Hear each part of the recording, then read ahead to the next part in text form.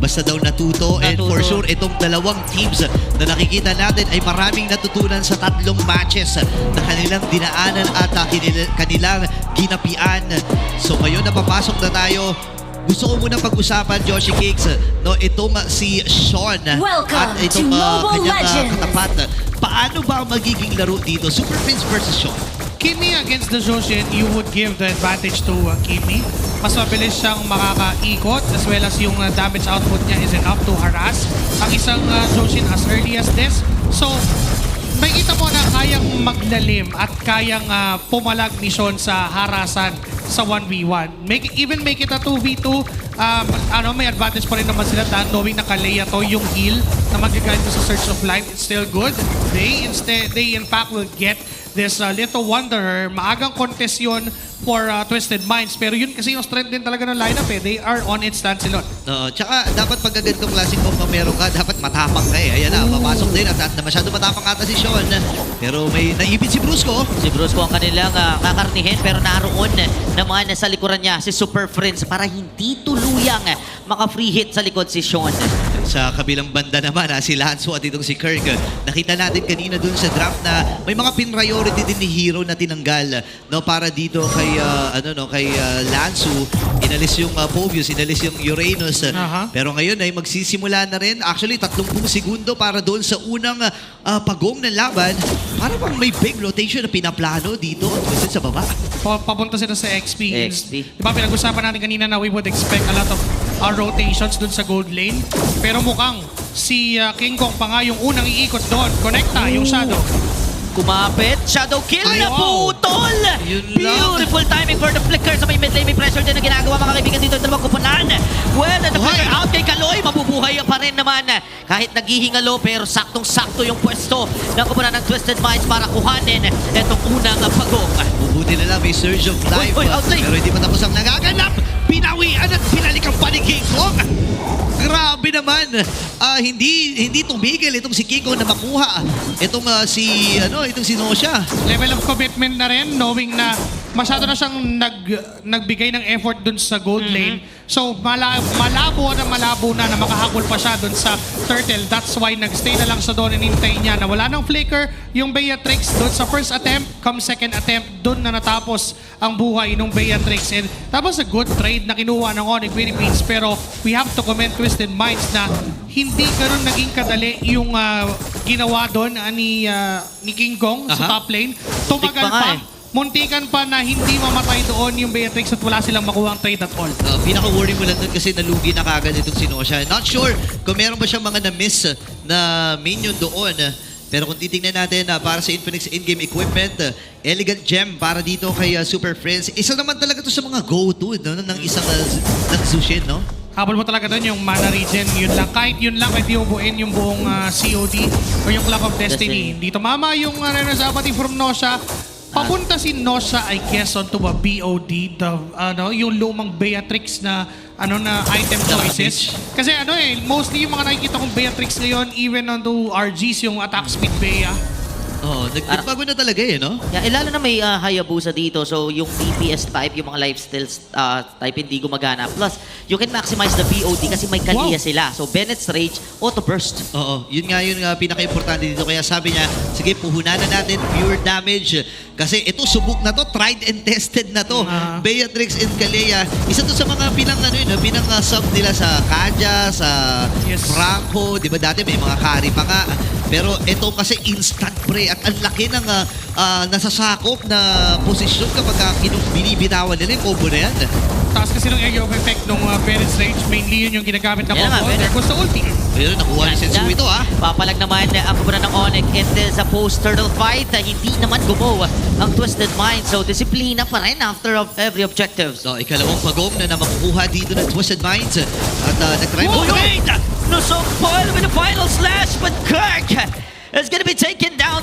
Pag nagsama na, pag sama-sama na yung mga damage dealer plus crowd controls, hindi ka na talaga makakagalaw. Instant talaga no? Hindi nga ata nakapindot ng attack button si Kirk dun Walang bawi. Sobrang bilis ng mga pangyayari and that was a good rotation coming in from Lanzu. Nagamit nga lang yung conceal. Okay. So, dun sa ginagawa ngayon ng Twisted Minds, dapat sila yung mas agresibo talaga dito sa laban. They have to find their targets as early as now. Kasi kung maulit yung nangyari ng game number 1 na hanggang dulo, naghahanap pa rin sila ng target at nahihirapan na sila to initiate, medyo mahihirapan din sila doon sa damage output. Hoy! Brusco though, Oh no, hindi ko sure kung yun ba ay sinadya ni Brusco. Pero again, malaking resources. Hindi ko sure kung Yeah. nakita ng Twisted Minds yun. Pero kung nakita man nila, makukol na kaagad nila yun at ready sila sa kung tingin- anong teamfight na ilalatag ng Onyx. Okay pa, sa tingin ko nakita nila kasi halos Yes. nakadikit pa si Nosha doon eh. Pero wala naman kasing objective din na pwedeng pag-agawan, kaya siguro kumalma din na onte ang Twisted. But now, they know that Ayan na. AOG is not available, so pressure goes into the bottom lane, or top lane rather. Binigay na, Sensui ngayon magiging target nila ha. Pinetrade yata si Sensui, mga kaibigan, sa pressure na binibigay doon sa may itaas. Sensui, Thorn Throws is not enough. At ibinigay na lang ng Onyx yung Tori nila sa itaas. Yun nga lang buti na lang ay paubos na rin yung mga minions doon sa ibaba. Ngayon, transitioning ang magkabilang kupunan dito sa middle. Ando na yung, yung lawa at pwede nilang i-maximize ito 10 seconds para sa ikatlo at huling pagong ng laro. Pupunta na rin at pwesto ang Twisted. Pero same story itong nakikita natin na mabagal, slow and steady, pero kapag ka nagdedesisyon, nakakakuha sila ng kill. kapag nagko-commit no? Kapag sinabi na, sige, pasok tayo, go tayo. Yun yung nagiging idea ng dalawang teams. Meanwhile, Kaloy, hindi niya ginamit yung kanyang Tsunami Slam doon kay Brusco. Hindi pa sapat yung damage output, so hindi nila ginaw. Pero I was expecting Onyx Philippines to rush this turtle, knowing na na-pick off nila itong si Sensui, pero doon sa likod. Si Kirk ang kanilang gustong punanin with the previous fighter AOG. Hindi tumatama yung mga skills nila, mga kaibigan, at ras ang call ng Twisted Minds na iwan si King Kong sa may turtle pit. Natsu. Samantalang magre-recall dito ang pupunan ng Twisted Minds. Deadly catch! Tinamaan lahat pero si Brusco hindi Oy! nagtatagal. Beautiful knock-off coming in and Sensui with another three. Patay pa si King Kong. Si Lanzo ang makakakuha ng cleanup na yun.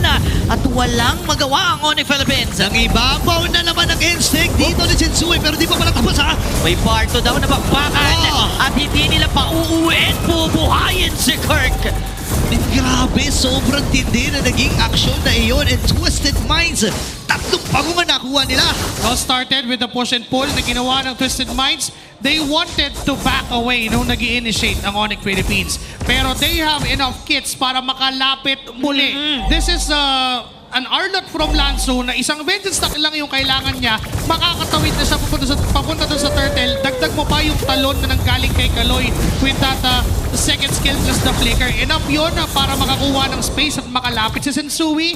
And a crucial retry timing para sa Twisted Minds. Lumobo ang kalamangan into 3.8. Oh, hindi nga nagkaroon ng pagkakataong pumindot ng retry doon si King Kong, if I'm not mistaken. Nasa Dahil ere siya nasa ere na siya, namatay na kagad siya. Ngayon, aagawin pa ata itong purple na naging matagumpay para dito kay Sensui. Medyo ginugutom ang Onyx PH. Pero dito sa Infinix in-game equipment, pa-BOD na rin naman itong si King Kong. So kahit papano, may aasahan ng Onyx na physical damage. Yun yung kailangan niyang gamitin ngayon, lalo na kapag ang mga main targets niya would be Nosha or even Sean. Dahil yung flickers naman na yan, mahirap yung timing nung mag-flicker ka para bumitaw yung Ugi Shadow Kill. So kailangan perfected yun at naisanay mo. And kung hindi mo magagawa, you will remain to be the target of King Kong with that Ugi Shadow Kill. So with that BOD pick-up, mapapaganda yung damage profile ng Onyx Philippines and also magbe-benefit din naman doon yung ibang members, even si Kelra. Ayan yung violence. Good socket! Wow! Nung Jababa, si King Kong agad ang napura. Sa likod mga manggaling, si Sensui with Thorn Rose puncture out. Hindi tumama yung Thorn Rose. Landshaker, AOG combo, pero nakatakas hindi! Inabutan pa rin si Nosha. Doon sa heavy sword state ni Kirk. Si Kaloy ngayon ay pagbabay time, pero Sensui ay naiwan sa may harapan. Oh no, nagulat ang Twisted Minds doon sa aksyon na inilatag dito ng Onyx PH. Ang problema, merong Lord at maaari nilang puntahan na ito. You have to give it to Kirk, that crucial, bravest fighter in. And yung 3-man stun na nagawa niya doon sa Lance Smasher, it really is a perfect timing for Onyx Philippines to retaliate doon sa laban na yun. And this time, para makapalag muli this Lord onto their hands, maaari sila makapasag ng outer turrets. Ang maximum value is to remove all outer turrets if magamit na maayos at mamanage na maayos yung minion waves. Men, bago magsimula yung bago mangyari yung Lord yung team fight dun sa may bandang ibaba, parang Sa buong minuto, masasabi natin na kontrolado ng Twisted Minds ang sitwasyon. Nakukuha nila yung mga objective, nakakakuha sila ng kill kung gugustuhin nila. Pero bigla-bigla lang, that crucial setup and that counterplay from Kelra at yung effort ni Kirk. Actually, lahat na sila, sabihin na natin, para matumba isa-isa yung mga miyembro ng Twisted Minds.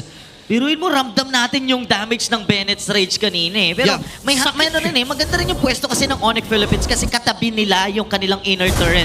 So agad sila nakakubli doon, nakapag-reload para gulatin pabalik ang Twisted Minds. And Twisted Minds, they did not expect that jump from Kirk, lalo na etong si Sean. Si Nosha. Oh, alam mo talaga kapag kakalaban mo ang Twisted Minds, dapat talaga ready ka sa mga twist. Pero ginamit na yung Deadly Catch para tuluyang mapabagsak yung torre na ito, yung outer turret sa gitna. Ngayon, tuloy-tuloy lang ang pagsisira ng Lord. Dito sa may bandang ibaba, pwedeng salubungin na ng Twisted, pwede din namang hindi. Depende kung ano man ang magiging call nila dito. Sama-sama ang Twisted Minds dito. Makakasuri yung Lord. Sasabog na rin naman yung oral na nasa may bandang ibaba at masasabi ko na yung lead ng Twisted kanina parang mga halos nasa 4,000 na yan. Pero mamaya na yan! Ito na yung conversion at si King Kong ang kanilang madadampot. Sa may itaas, sa may baba, may pressure na bibigay sila Kelra para lang mabasag yung tarangkahan. Kirk, ang Ripis Fighter. Mukhang matatakas na gagamitin to. Pinagpag yung damage ng Thorn Throws. But, ang sakit nito pero papasok pa rin. Kukulitin, Final kukulitin. execution, hindi talaga na itatanan si Kirk. Talagang gusto tuluyan pero si Lanzo pa yung tumapa. Sinalubong yung Crab Claw Cannon mula kay Kelra. AOG, nakailag naman ang mga members ng Twisted Minds. Pero si Kaloy, ang biglang napaganda. May Tsunami Slam. Si Kelra ang kanya nakuha. Napakaganda ng Jabomba. Ito siya may kill. Super Prince ay kanyang itadamay na rin at wala nang magawa ang pass ni Kirk. It was a triple for Nosha. Ubus ang pamilya Twisted Minds, ladies and gentlemen. Si King Kong na lang ang mabubuhay dito. Kailangan niyang kapitan. Meron pa naman siyang shadow kill kung gugustuhin niya na i-clear na mabilis itong wave na ito. Pero magdedesisyon si Kanoy. Basag yata. Available yung kanyang Tsunami Slam. Any moment ay pwede siyang tumalaw. Wala naman siyang flicker. Delikado yung kanyan. Delikado yung mga pagpasok-pasok niya na ganyan. King Kong, pinipilit lamang. Pero matagumpay. Base turret ang nakuha ng Twisted. Nauna pa sila. Oh my Nakuha ng goodness. base turret, Soshi. That started on the pick-off down top. Nung nawala si King Kong, that was a very good flicker play mula kay Kaloy. And yung habol na ginawa ng Twisted Minds, they knew na kaya din nilang banatan because of the high magic damage na meron si Kelra. Kaakibat noon ang kalambutan ng fighter gold lane ng Onyx Philippines. That's why with Nosha anchoring those damage outputs, yung range pa din ang pinahunanan ng Twisted Minds against that skirmish. And now for this Lord, labang pa sila sa pwestuhan. Kaloy can do another initiation. His flicker is on cooldown. Uno kung sila nagamit nila, naghahanap sila ng magiging Naku, toxic. Kelra! Nakalaw na. Naku po! Kumain na mga bomba! May AOG counter pero walang tinamaan si Brusco. Siya ngayon yung kakahabulin pero si Kaloy ay medyo nasaktan nila Super Friends. Isang major damage dealer ang nawala sa Onyx Philippines. Ang hirap nito, men. Gusto ko lang sabihin at i-point out. Kanina sinasabi natin yung Sean, itong si Sean na ngayon ay 5-0-4. Hindi nila mahawakan. Literal na untouchable itong player na ito, Sensui. With that Lord, wala nang magagawa ang Onyx PH kundi panoorin na lang at tattayin na matupa yung Lord. Pero sa mga ganitong tagpo, Joshi, paano ba ang paghabol at pagbawi ng Twisted? For Twisted Minds, they Ay, have ng Onyx pala. For Twisted Minds, first, kailangan ma-maximize nila itong Lord na to.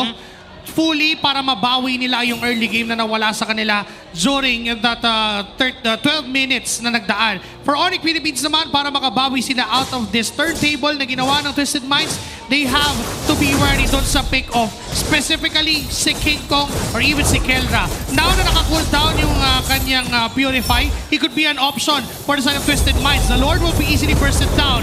The bottom lane has been defended as well. Okay, ginamit na rin yung Deadly Catch mula dito sa Bane ni Kelra at matagumpay nilang madidepensahan yun. Si King Kong dun sa itaas, maaari niyang i-cut at kunin yung mga wave na yan. Naririnig natin ng sigawan. Twisted Minds kayo may hawak ng 5,000. Parang isang bigla-bigla lang no, yung lead ng Twisted na nakuha ng Onyx at nabawi muli ng Twisted sa kanila. Talagang matitwist yung utak mo eh. Ano na iba-iba na tulad natin. Hindi na mag-iiba yung mga damage kasi dalawa na. Nosha together with Sean. Their connection is more on damage. Sensui tatahi sa gitna. Lalabas ng buhay. Hindi naman masyadong nasaktan doon ng Onyx at patuloy na nakatindig yung kanilang mga tarangkahan. man, gusto ko lang sabihin na nagpapakitang gilas itong si Sensui, Oo. which by the way, hindi pa siya naaagawan ng kung anumang objektiba Objective. dito. Though yung dalawang objective ay hindi na kinontest ng Onyx, pero objective pa rin yun eh. No? Ang gusto ko lang sabihin dito, basta objective, basta retrihan ang pag-uusapan, men, ilista mo na itong si Sensui at ang kanyang instinct. Ngayon yata natin mas maganda makita yung handcam mula kay Sensui. Tama? Kasi nasanay tayo sa handcam niya na pumipindot lang siya ng skill dahil Takbo, Fredrin, oo. o Hakai yun, Hakai. o Baksa. This time naka-Lancelot itong si Sensui and he's doing wonders for Twisted Minds even though we have yet to see yung kill score mula kay Sensui. I believe nasa 0.38 pa siya o 0.28 pa siya, 0.28 KDA. Pero objectives-wise and micro-wise, nandun eh. Oo, ginagalawan lang talaga and masasabi natin na marami na rin dinaanan actually itong si Sensui. Naalala ko sa amateur scene, nag-a-assassin din naman talaga to. May mga Lig, may mga Fanny. Hayabusa, and the Fanny, di ba? So, sabi ni Sensui, kailangan ko lang pagpagin. Hindi lang kayo sanay na nakikita ako na naglalansinot, pero ginagamit ko talaga to at meron akong jeans para gamitin ito. Yeah, and gamit na gamit din yung Lancelot dito just because of the double marksman setup. Kasi tingnan mo, si Lanzo and etong si Sensui na yung inaatasan nila madalas para mag-pressure ng mga side lanes para hindi lang maghiwalay sa paningin ni etong ni Kaloy ang Notion. Oo, ito na yung Lord. Pwedeng simulan na kagad ng Twisted Minds ito. May idea Super ang Prince. Onyx PH, si Super Prince. Check yung new push. Mamadaliin Pero yata. dinamadali Dalawa na naman. na. Penetrates natin. Sensui pa rin. Ang makakakuha ng Clutch Lord na yun. Aabante ang Onyx Philippines pero wala silang dadat ng katawan. And gusto sana habulin ng Onyx PH para dun sa rundown. Pero kasi nagpulakasan kagad ng Twisted Oo. Minds. Lord ay kasama nila. At pwedeng magkasalubungan ito Sa gitna nga, gusto nilang sagupaan. Pipilma na naman si Sensui. Medyo gumuhit yung damage kay Super Friends. Pero ang gusto pa rin ng Twisted Minds ay tulungan yung Lord. Kaakibat nito ay tulungan din yung mga side lanes. Okay, si Kaloy nandun din. Available yung kanyang Tsunami Slam. Wala man naman siyang flicker. So alam ng Onyx Philippines for sure bilang nila ito. Pero yung flicker kasi available din kay Lanzo. So ang dami mo dapat tingnan kung ikaw ay super fam. Tinamba lang yung Tidal Strike. Super Friends, medyo nasasaktan. Aray ko. Inaalay ni Kirk yung kanyang katawan para lang madepensahan itong tarakahan sa may ibaba pero hindi kaya, boss. Di talaga kaya. Yung top lane, maaari nilang madipensahan. Pero Onyx Philippines, pareha nag-struggle sila dito. Maaari pa kanilang isunod yung top lane if you were Twisted Minds, pero hindi na nila i-risk. Onyx Philippines right now, nahirapan sila doon sa damage output din na nanggagaling for the side of Twisted Minds. After nung BOD ni Nosha, went straight for the Malefic Gun, the Wind of Nature, Rose Gold Meteor, Sea Halberd, all of those 4 items has attack speed on it.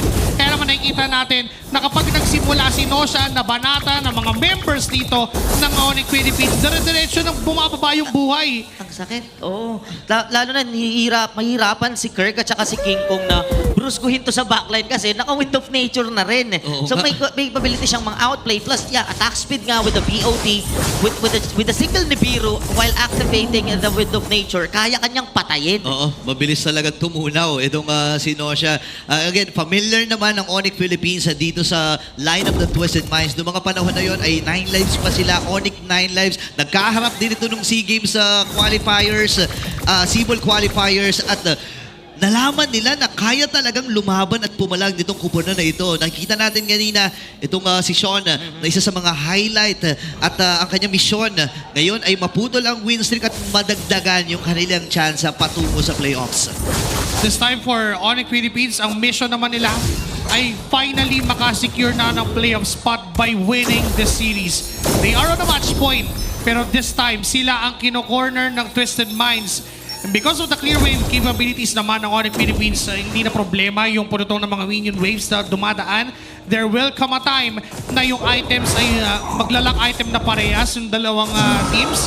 And that way, yung gold lead ng side ng Twisted Minds would be rendered useless. Up na yung dalawang Holy Crystal for Kelra. Men, ito yung sinasabi ni Umi. Lock item daw niyan, 5 Holy Crystal. Nag-iipon lang eh. Oo, nag-iipon lang talaga. Tapos bibenta yung isa. Pero doon sa may taas pre nakatago si Brusco. Walang ideya ang Twisted Minds sa mga mangyayari. So, check na ni Kaloy. Wala siyang natagpuan. Tuloy-tuloy lamang ang Onyx PH. 40k ang buhay ng Lord. Habang si Lanzo, available ang kanyang flicker final slash. Hindi pa rin nila nakikita kung nasan si Brusco. Pwede ko surprise para naman down si Guerra. Muntikan na inahabol ni Sean. Pero Sean, natapuan ng shadow ni King Kong the Best. Stepped up. Pero si siya din ay duguan. May AOG na hindi tatama. Pressure pa rin. Ginawa ng Lancer Flare. Super Friends with a clutch kill. 2 gold later sa Plus Sensui. Going down for Twisted Minds. Grabe yung turn dito ng Onyx PH. Inantay lang nila na mag-commit dito ang Twisted Minds.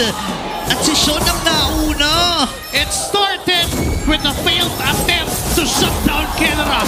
Nung moment na nakatakas na doon sa traction pulse, there goes the quad shadow mula kay King Kong connecting to Sean, and that paved the way for Onyx Philippines to disturb the backlines together with AOG mula kay Brusco and even yung Crimson Beacon mula kay Super Prince.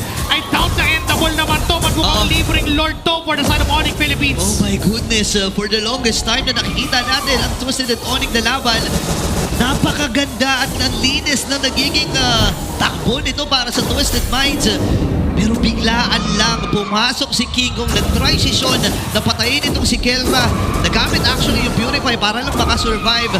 Pero biglang may quad shadow, may shadow na kumapit, niyakap itong si Sean at binalikan ni King Kong. Well, pagbalik ni King Kong, bangkay na Yeah. nung si Sean. And walang defensive item si Sean. Kaya lang si Bruce Bay masyadong malalim yata. Hindi tumama no. yung mga jabombits na binigay ng Twisted. Alam nila na walang Barrett's Rage. So kulang ang kit dito ng Twisted Minds. Nibiru's Passion na lang ang pwedeng gamitin para ipang-combo doon sa gagawin ni Kaloy. This is gonna be hard for Twisted Minds considering na yung up na naman yung ultimate mula kay Kelra, isasabay Tulak nila lang yan, oo. dun sa Lord Siege, rendered, destroyed na tong turret na to paglapit ng Onyx Philippines. Bibigay na. Doon na lang sa gitna ang didepensa nila. Alam nila na susuro na itong Lord.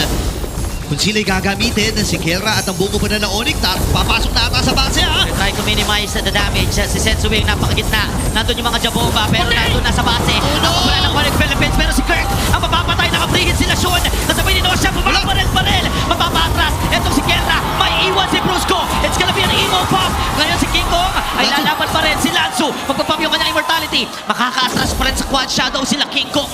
Tatlong natira sa kanilang kupunan. Okay, kapit lang sa inyong mga inuupuan. Dalawa ang tumumba para sa dito sa Onyx PH. Hanahanap, Alam ng Twisted Minds na llamado sila kung gugustuhin nila. So pwede mo na lang i-flow yung mga wave. Kukuha actually muna ng purple ito si Sensui. Pero grabe, napakatinding depensa, Josie, ng pinamana sa Twisted. Napakaganda nung pagkuha nila, nung pag-punish nila sa pag-overstay ng members ng Onyx Philippines. And not just that, the immortalities are valuable. Walang shadow, Yung Search of Light and Super Prince ang target ni Sensui. Ang hapde, okay, nagamit din yung traction pulse. Ibang klase ang pinapamana sa Twisted Minds and Onyx PH. Talagang makapigil, hininga itong muling pagkaharap nila. Sobra, no? And hindi pa natin alam hanggang dulo talaga kung sinong nakakalamang till the end. Ramdam na ramdam mo yung punishment ng isa't isa kung magkaroon man ng errors or meron mang mapasobra. Ayan pala yun, Joshi Kings, no? Ito yung sinasabi mo na napakaganda rin ng naging effort ng Twisted Minds. Naipit din pala si Bruce Wu, no? Ipit na siya sa dulo. But again, the immortalities are so valuable. Kung wala yun dun sa mga members ng Onyx and even Twisted Minds, it could be the end game. It could have been a different story. But now for this Lord, we're back at 50-50. Dalawang Purify ay available naman para sa Onyx Philippines. Pero si Sensui, nababawasan din. Super Prince, pumasok na! Papasok na si Prince with a Crimson Beacon. Ang ilangan na si Nosha King Kong. The best! Thanks the Lord para sa Onyx at napatay pa nila yung dalawa ng mabilisan. Ngayon matatambay sa gitna sila Lanzo. Si Sean walang papuntahan. Immortality pagpapop na naman. At hindi na siya papauwiin. Delayed the inevitable with the Winter Crown. It's all about Nosha and Lanzo defending the Twisted Minds. Makakauwi naman si Nosha. Sasampal si Lanzo. Pero masyadong makunat doon si Brusco. Ang taas ng death timer. 38 seconds para kay Sensui. Parang malabo at ang madepensa nito ng Twisted Minds. Pero kailangan nilang kumapit. Kailangan kumapit kahit ilang santo tawagin na para lang makadepensa kasi ito na nagmamarcha. Ang kapunan ng Onyx Philippines, Super Fam pushing inside the base, then the catch behind. Si Nosha Kelro